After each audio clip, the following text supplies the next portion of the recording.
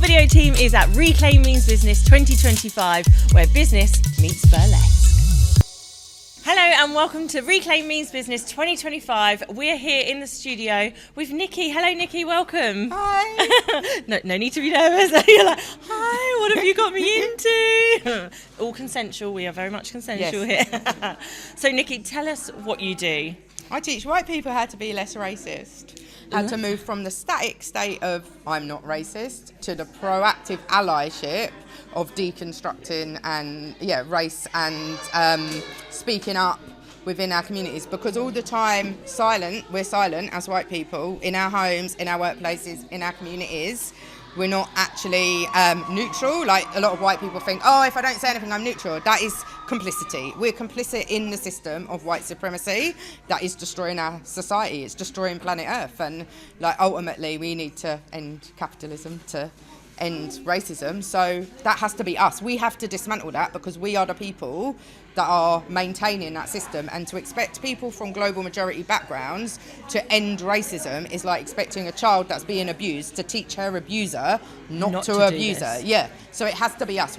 And white women, my platform is anti-racist mums, because ultimately cisgender heterosexual white males are the root of all evil. Let's face it. Their egos, their greed, their lack of accountability, their emotional constipation, they're just not equipped to think beyond the end of their nose, think beyond their needs, their immediate gratification.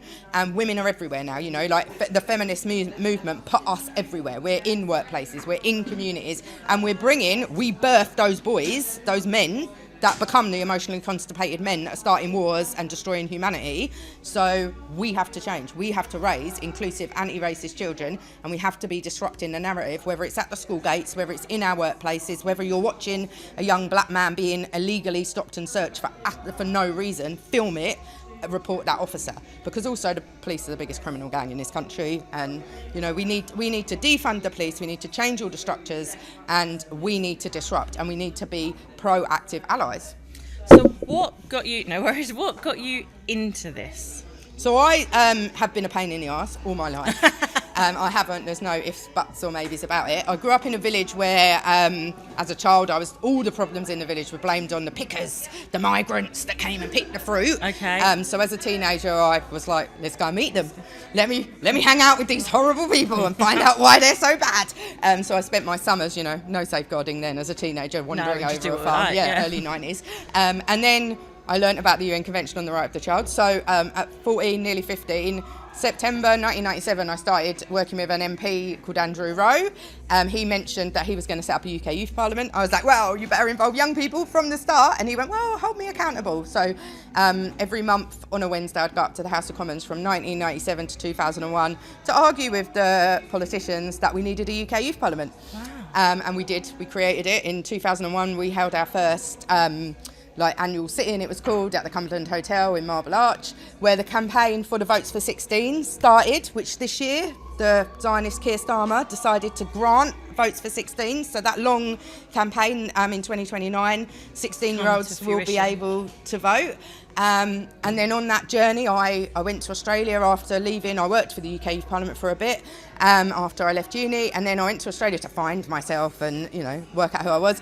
And I fell in love with the outback and made amazing connections with First Nations Aboriginal Australians, who very quickly taught me about my privilege as a white woman who wanted to go out bush and see these people that I'd been taught at uni were about to become extinct. I'd been taught at uni. And the Aboriginal elders that I spoke to were like, you really need to learn about your privilege. Let's deconstruct this.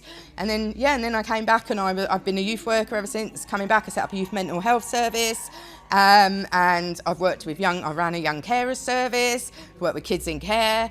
And then my daughter, last summer, my daughter started getting called the N-word, being told to go back to where she comes from, even though she's born in this country, and just horrific abuse. I had parents scream at me, call me an N-word lover without abbreviating it, and just tell me that my daughter didn't deserve to be treated the same as their kids that are white, and then she started secondary school, and the secondary school tried to tell me in October that there was no such thing as Black British history.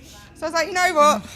I think white people have got a lot of things that we need to unlearn, really, and we need to do better. So that kind of started me on doing, your journey. doing the anti-racist mum stuff, because actually, we have to change. We have to do better. We cannot stay silently complicit in the harm for our global majority communities. Because one thing that a lot of British people that I encounter don't seem to understand is Britain would be nothing without our non-white communities. Like, we would have no wealth. We would not exist in this present form if it wasn't for the extraction and exploitation that we have done to 90% of the world through the colonisation process. And colonisation never ended. It rebranded into neo-colonialism, into the IMF, the World Bank, into mining companies. Unilever were a slave-owning company. You know, they've all just rebranded. And it's the same people controlling the narrative. And until we disrupt the existence of capitalism, we are never going to see true equity. And until, that goes, we won't see the end of conflicts in Congo, Sudan and Palestine, because everything is connected. So not only are you obviously teaching the younger generation to going forward, we're going to change this world in that, but you are also trying to break those molds at the top as well and say, no, hang on a minute, you're capable of learning this now, and changing this for everyone's future. Yeah. And you're doing that through your platforms. Yeah, so I have a range of training packages that I offer. I have coaching, family coaching and professional coaching for parents and professionals that want to do better and want that one-to-one support or family support to unlearn our conditioning, for families where children have been accused of racism, but actually to support them through unlearning their racism. It needs to be a whole family approach.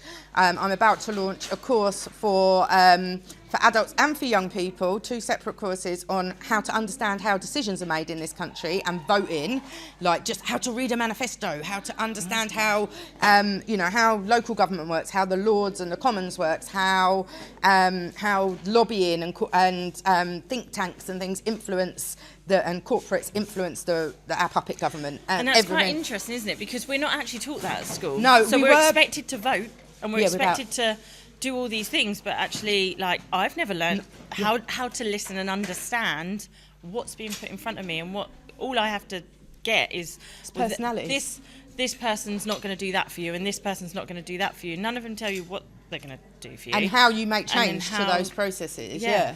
So, wow, incredible. So we're going to grab all your socials and all of those ways that we can do that. We'll put them in the show notes below. Oh, awesome. And then we can start that support with you, and we can put it out there. This will be on YouTube and all those sorts of channels, brilliant. and we'll get it out there for you. Thanks. Nikki, thank you so much for coming and joining us in the studio and telling us your journey as well. Today, it's brilliant. Amazing. Thank you. Thank you.